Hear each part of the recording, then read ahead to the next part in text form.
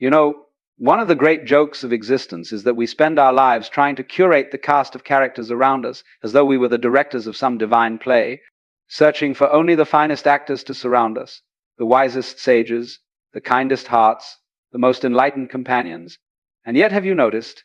The people who trouble us the most are often the ones we invited in with the warmest smile, the most eager hope, the most innocent longing.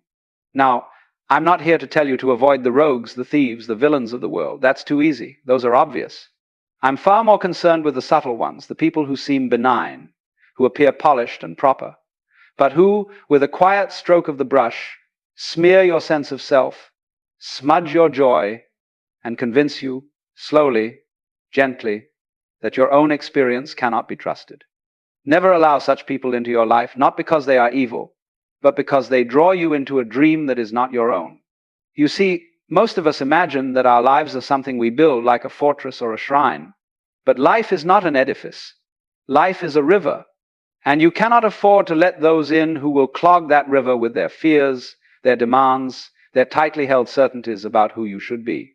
Let me tell you a story. There was once a young man who spent his days tending a small garden by the sea, a quiet place, full of crooked trees and stubborn flowers that bloomed only when they felt like it. One day a traveler passed by and said, "Your garden is wild, unkept. Let me help you make it proper." And the young man, wanting to be agreeable, allowed it. In time, the traveler pulled out this plant, pruned that branch, straightened the little path that curved toward the shore. At first, the young man felt proud. The garden looked clean, controlled. But it wasn't his anymore. It had become an arrangement, not a living thing. This is what happens when you allow people into your life who insist that their vision of you is more accurate than your own. They do not destroy you violently. They manicure you gently. And there is a strange violence in that gentleness. The people you must guard against are not those who tell you you're wrong in a single sharp sentence. No, the ones to avoid are those who slowly convince you that you must always seek their approval before acting, before speaking, before simply being. For you are not here to become symmetrical, polished, or predictable. You are here to bloom in that wild, unruly, wonderfully inconvenient way that only you can. Now, this sort of advice sounds simple, almost too simple. Never allow these people into your life. But it invites a deeper question. Why do we allow them in at all? Because at the center of our being, there is a very ancient fear, the fear that we do not quite know how to live. We imagine that others must, someone must, some figure must hold the blueprint for existence, how to walk, how to love, how to belong, how to be good. And so, when someone comes along with a confident voice, with a tone of authority, with that glittering sense of psychological certainty, we think, ah, here it is, someone who knows. It is a dangerous illusion. Nobody knows. Not the sages, not the scholars, not your parents, not your friends, not your enemies. Nobody. Life is not something to be known, it is something to be encountered. And if someone claims to hold the final word on what you should do with your life, they are not offering wisdom, they are selling you a cage.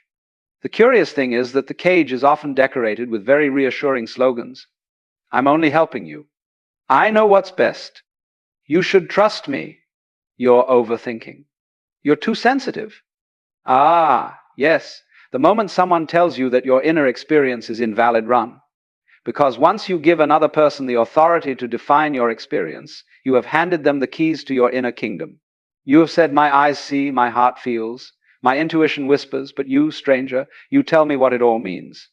This is how many people lose themselves, not in a single tragic moment, but in a long, quiet surrender of 1,000 tiny permissions. Let me put it another way. A bird does not ask the sky how to fly. A wave does not consult another wave on how to break. The sun does not ask the morning how to rise. Why, then, do you seek instruction on how to be yourself? The people you must keep out of your life are the ones who insist that your way of being is somehow incorrect, that your natural rhythm is flawed, that your spontaneous dance should be replaced by their carefully choreographed steps. They mask control as concern, and we accept it because we long to be safe. But safety bought at the cost of your own soul is far too expensive. And so, the great question becomes, how do we recognize such people, these gentle thieves of the spirit, before they slip into the cracks of our lives? Not by their words. For words can be polished.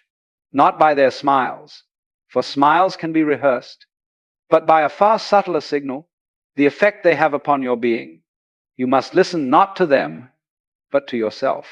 When you leave their presence, do you feel smaller or larger, quieter or more alive? Do you breathe more deeply, or do you catch your breath as though something inside you is bracing for impact?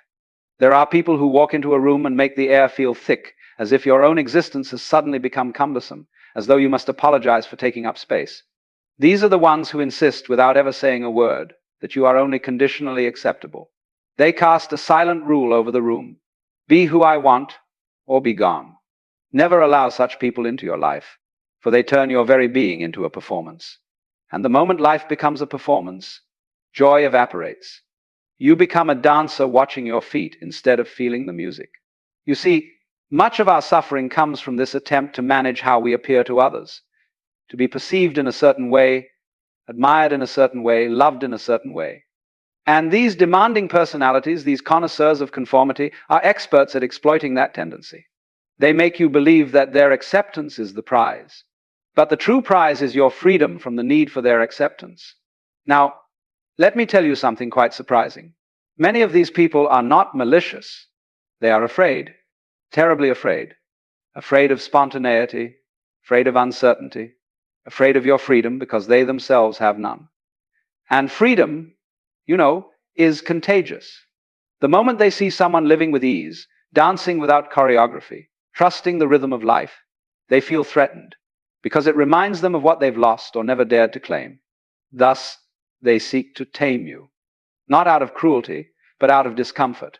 You become like a wild animal in their neat little garden, too unpredictable, too alive. And so they prune you, trim you, shape you not because they hate your nature, but because they fear it. And this is why I say never allow them to define you. Never allow them to steer your inner compass. Never allow them to walk into your life with the quiet assumption that they know where you're going better than you do, for they don't even know where they are going.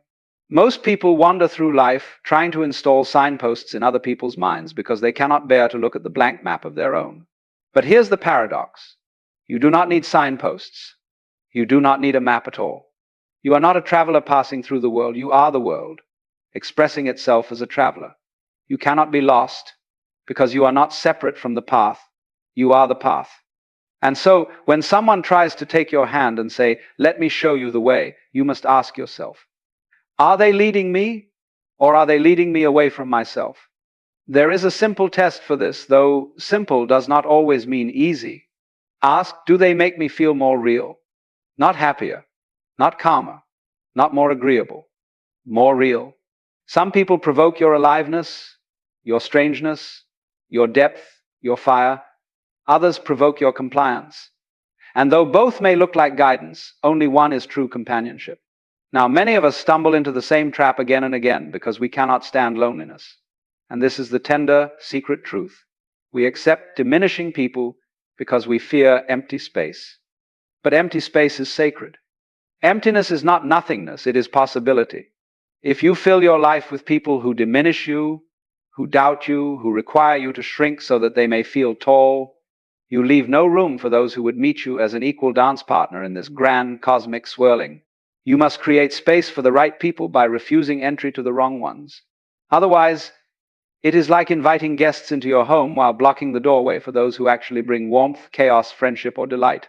You fill the rooms with critics and controllers, and then wonder why music does not echo through the hallways. People who require you to deny your own experience do not belong in your life. Not because they are unworthy, but because they do not yet know how to live.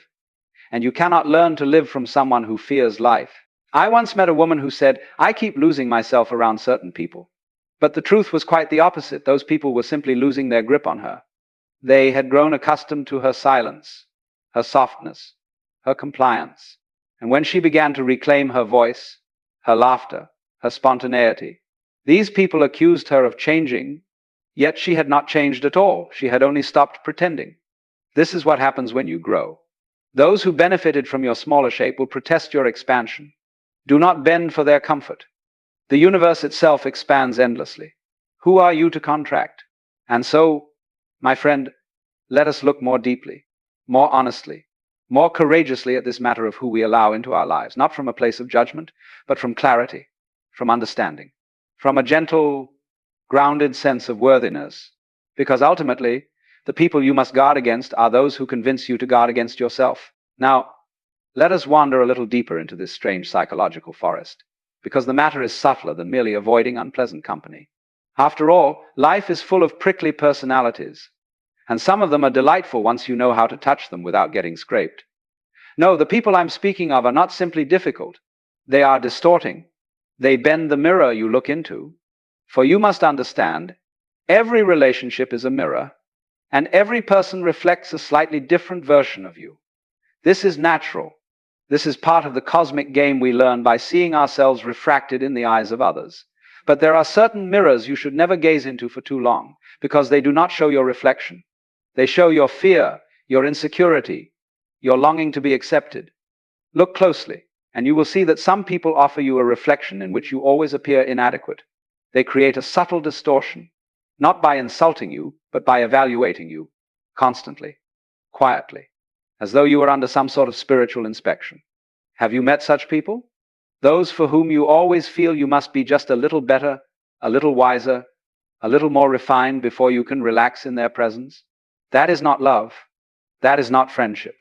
That is ego disguised as mentorship. And you must not let such people into the inner chambers of your life, for their approval will never bring peace. You will be like a monk sweeping the temple floor, hoping that one day, after enough sweeping, the master will finally say, "Yes, now you may rest." But they never do, because the temple was never theirs to bless or forbid in the first place. You are not meant to be evaluated into worthiness. You are meant to be seen into clarity. And the right people see you without scanning you. But of course, there is another layer to this puzzle, perhaps the most uncomfortable one. The reason we permit distorting mirrors into our lives is because they match the distortions we secretly already believe about ourselves. This is the deeper trap. If you believe you are unworthy, you will allow in those who treat you as unworthy. If you believe you must earn love, you will allow in those who make you earn it. If you believe you must apologize for your existence, you will allow in those who gladly accept your apology. This is why the work of removing such people is never merely an act of external housekeeping, it is an act of inner awakening. It requires you to see the ways in which you have been hypnotized by your own doubts. The people you must not allow into your life are, in some sense, the external embodiments of the inner voices you have not yet questioned.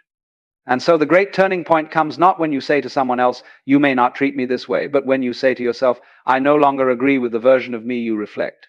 You must withdraw from those who profit from your self-doubt, not in anger, but in understanding. After all, neither they nor you are villains in this story. Both of you are caught in a trance, a dance of projections, a misunderstanding of identity. For you are not the frightened creature you sometimes imagine yourself to be. You are life looking out through a pair of eyes, marveling at its own existence. Do you think the universe worries about whether it is good enough? Do you think the ocean agonizes over whether the wave is well shaped? Do you think the stars seek permission to shine? No. It is the human mind, tangled in the illusion of separateness, that doubts its own being. And in that doubt, it lets in those who echo the same confusion. Which brings us to a very interesting question. If we learn so much through contrast, why not allow such difficult people into our lives? Are they not teachers? Are they not catalysts? Indeed, they are. But not all teachers belong in your home. Some are meant to be observed from a distance, like a storm on the horizon, interesting, powerful, instructive, but not something you invite to dinner. The problem arises when we confuse lessons with companionship. A storm can teach you about nature, but you don't live in the storm. Fire can teach you about warmth, but you don't sleep in the flames. In the same way, there are people whose presence illuminates your weaknesses, your fears, your illusions, but who should not be allowed to sculpt your life. Their purpose ends where your awareness begins. And here is the astonishing thing. The moment you recognize the lesson they offer, you no longer need their presence. Awareness graduates you. I once met a man who said, "I finally cut someone out of my life after 10 years. I asked him why it took a decade. He said, "Because for 9 of those years, I thought the pain they caused was my fault." Ah, there it is. The ancient misunderstanding. We cling to harmful relationships not because we enjoy suffering, but because we believe we deserve it, or that it is our burden to fix the other, or that loyalty means endurance. But loyalty is only noble when shared. Endurance is only wise when chosen freely. And suffering is only meaningful when it awakens us. The moment you see that another person's behavior is the expression of their own inner conflict, not a verdict on your worth, you are free. Utterly free. And in that freedom, some people will fall away from your life as effortlessly as leaves drop from a tree in autumn. Not because you pushed them away, but because you stopped holding on. Now, there is something very important to understand here. You do not need to condemn someone in order to let them go. You simply need to stop pretending that their presence aligns with your being. Think of it like this. When a musician plays too loudly in the orchestra of your life, drowning out your own melody, it does not mean they are a bad musician. It means their volume is not compatible with your song. Let them go play elsewhere. There is no enmity in this, only harmony. So let us wander now toward the heart of the matter, the deepest reason you must not allow certain people into your life. It is not merely because they limit you, burden you, or distort your sense of self. Those are symptoms, not causes. The true danger is far more subtle, far more intimate. They pull you away from your own direct experience of life. They interpose themselves quietly, imperceptibly between you and reality, like a filter laid across the lens of your awareness. Suddenly, you are not seeing the world through your own eyes, but through theirs. You second-guess your impulses. You mute your laugh. You adjust your posture, your tone, your timing. You begin, without noticing, to rehearse your own existence. This, my friend, is the great tragedy, that a human being can live an entire lifetime as a character in someone else's imagination. And the greatest act of rebellion is simply to live as yourself. But who is this self you are protecting, you might ask? Is it not, after all, a fluid thing, changing, dissolving, arising anew each moment? Indeed it is. And that is precisely why you must guard it so carefully. It is not a fixed identity you are defending, but the freedom to unfold without interference. Some people try to freeze you into an idea. Others try to sculpt you into a role. Still others try to rewrite your history so that your future will serve their comfort. But you are not a statue to be chiseled. You are not a story to be edited. You are not a tool for someone else's sense of order. You are a process, a movement, a verb, not a noun. Life expressing itself as a temporary bundle of sensations and stories, all shimmering and shifting in the grand dance of existence. Anyone who tries to lock you into a fixed image, whether flattering or condemning, is not relating to you at all. They are relating to their own projection. And to allow such a person into your inner circle is to mistake a photograph for a living presence. Now, you may wonder, is it not unkind or even unspiritual to keep people at a distance? Shouldn't we be open, compassionate, forgiving? Ah, yes. But compassion is not the same as surrendering your clarity. Forgiveness is not the same as allowing repetition. And openness is not the same as leaving the door unguarded. A wise openness is like a window you can let in fresh air, sunlight, the sound of the birds. But you don't invite every passing stranger to move into your living room. If you truly wish to live with compassion, you must first protect the space within yourself where compassion arises. And that space cannot survive constant intrusion by those who drain it with their demands, their judgments, their insecurity disguised as authority. You do not protect yourself from them. You protect the relationship you have with your own life. Imagine a pool of still water. Its clarity is its gift. It reflects the sky, the trees, the stars. But drop a stone into it every minute, and it can reflect nothing. It becomes a surface of fragments. There are people whose presence is like constant stone dropping, not through malice, but through their own restlessness, their own inability to sit with themselves. And if you let them, they will use your inner stillness as the stage for their unrest. You must not let them, not because they are unworthy, but because you are not a vessel for their turbulence. You are not their therapist, their sponge, their confessional booth, their emotional shock absorber.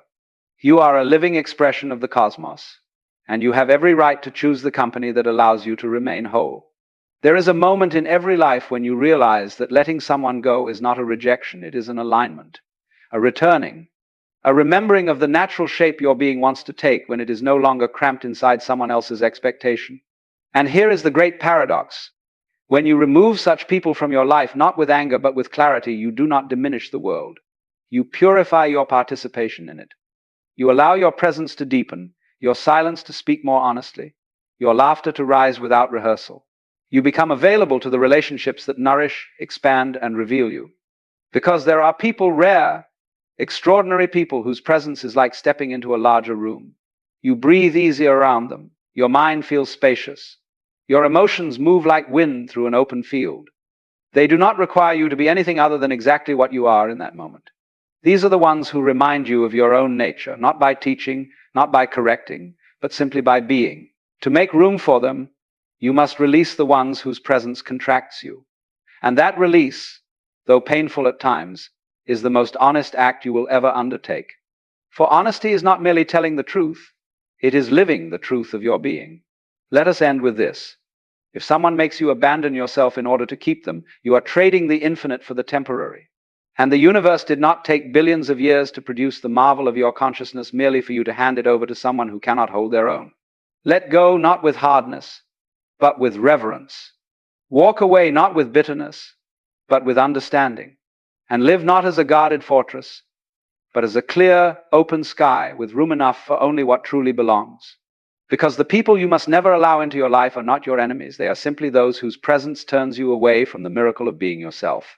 And the moment you return to that miracle, life begins again, fresh, unbounded, utterly free.